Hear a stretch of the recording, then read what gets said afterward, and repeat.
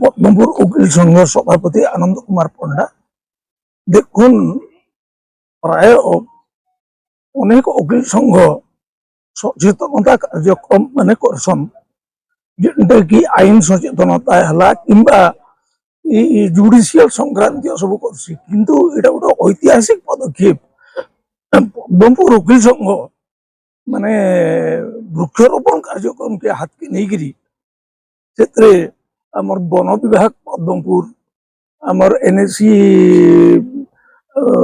ଆମର ଇଓ ମାଝୀ ବାବୁ, ତାପରେ ଆମର ଯିଏ ଅଛନ୍ତି ପ୍ରକୃତି ବନ୍ଧୁ ମୀନକେତନ ବାବୁ, ସମସ୍ତଙ୍କର ସହଯୋଗରେ ଏଇଟା ଗୋଟେ ଐତିହାସିକ କାର୍ଯ୍ୟକ୍ରମଟେ ଆମେ ହାତକେ ନେଇକରି ଆଜି ବହୁତ ସଫଳ ହେଇଛୁ। ଆଉ ଏଥିରେ ଆମେ ଆଶା କରୁଛୁ এই ওকিল সংঘর এই কার্যক্রমকে নেইকরি ଅନ୍ୟମାନେ ଅନୁପ୍ରାଣିତ ହେଇକରି ବୃକ୍ଷ ରୋପଣ କରିବେ। ନା ହରିଶଙ୍କର ସିଂ, ସମ୍ପାଦକ ଓକିଲ ସଂଘ ପଦମପୁର। ସମସ୍ତେ ଜାଣିଛୁ ବୃକ୍ଷ ହିଁ ଜୀବନ।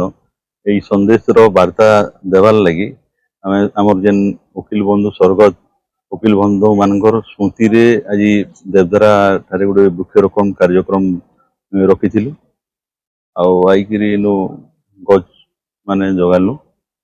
ଆଉ ଆମେ ଭାବୁଛୁ ଯେ ଇ ଯେନ୍ ଛୋଟଟେ ପ୍ରୟାସ ଏଟାକେ ଦେଖିକିରି ଅନ୍ୟମାନେ ବି ଅନୁଷ୍ଠାନ ମାନେ ଅନୁପ୍ରାଣିତ ହେଇକିରି বিভিন্ন জায়গায় বৃক্ষরোপণ কার্যক্রম মানে করবে বলে আশা ও বিশ্বাস রখিছি। Range officer Padampur Ramesh Chandra Sahu.